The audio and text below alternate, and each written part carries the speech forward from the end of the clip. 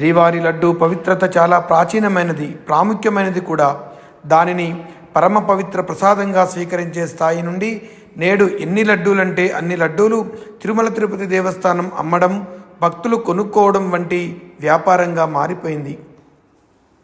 ప్రస్తుతం శ్రీవారి పోటులో రోజుకి 3.5 లక్షల చిన్న లడ్డూలు, 6,000 పెద్ద లడ్డూలు విఐపి లడ్డూలుగా పిలువబడతాయి. వాటిని తయారు చేస్తున్నారు.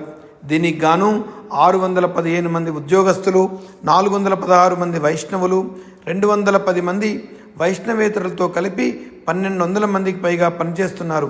అయితే తిరుమల తిరుపతి దేవస్థానం బోర్డు నిన్న లడ్డూల వ్యాపారాన్ని మరింత విస్తరించాలనే లక్ష్యంతో మరో 50,000 చిన్న లడ్డూలు, 4,000 పెద్ద లడ్డూలు ఎక్కువగా తయారు చేయాలని నిర్ణయం తీసుకుంది.